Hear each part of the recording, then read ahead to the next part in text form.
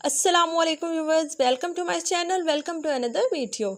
आज की वीडियो में हम बात करने वाले हैं क्या उबले हुए चावलों से वज़न कम किया जा सकता है। जब भी वज़न कम करने की बात होती है तो हमें सबसे पहला ख्याल चावल छोड़ने का ही आता है।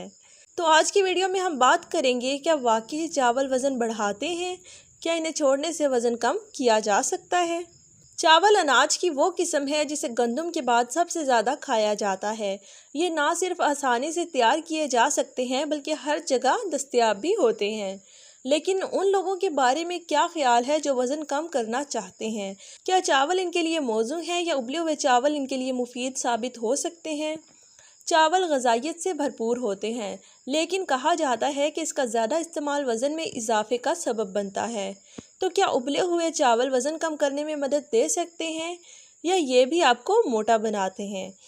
इस सवाल का आसान जवाब ये है कि आप जो खाते हैं वो आपको मोटा नहीं करता, बल्कि वो मिकदार है जिसमें आप इसे खाते हैं। वज़न कम करने के लिए चावल या उबले हुए चावल मददगार साबित हो सकते हैं।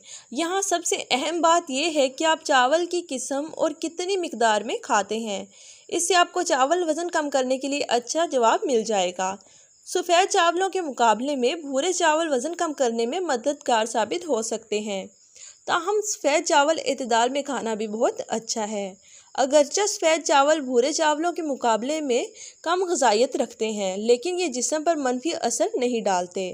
ताहम इस बारे में ज़्यादा मालूमात नहीं है कि ये वज़न कम करने में किस तरह मदद कर सकते हैं। सफ़ेद चावलों को एक तरफ रखते हुए वज़न में कमी के लिए भूरे उबले हुए चावल को फ़िटनेस के शौकीन अफराद काफ़ी अरसे से इस्तेमाल कर रहे हैं।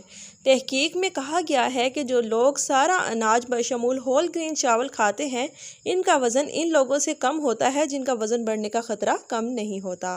खुश रहें, आबाद रहें। अस्सलामु अलैकुम।